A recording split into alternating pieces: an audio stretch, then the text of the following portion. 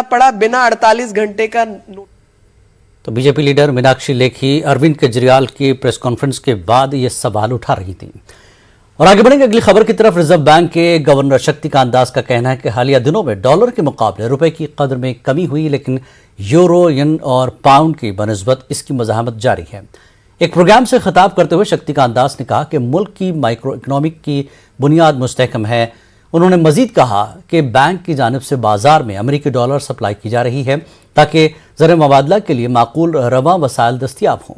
उन्होंने एतराफ़ किया कि कोरोना वबा, यूक्रेन जंग, सप्लाई चेन के मुतासर होने, महंगाई, कसाद बाजारी के खदशे के दरमियान मुल्क की मईशत को चैलेंजेस का सामना है। Remains grim amidst fluid geopolitical situation, while the war and the pandemic add to the forces of disintegration and fragmentation of the global economy. In such an environment, the Indian economy remains relatively better placed, drawing strength from its macroeconomic fundamentals. The financial system is well capitalized. Asset quality indicators have improved, balance sheets are stronger, and banks have returned to profitability. We are also seeing healthy pickup in credit demand.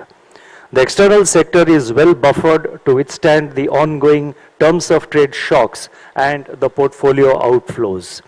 The recently released Financial Stability Report of the Reserve Bank highlights that the Indian financial system remains resilient and supportive of the ongoing economic revival.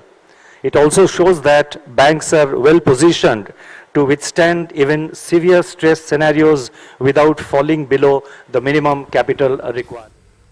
वक्त एक break के बाद फिर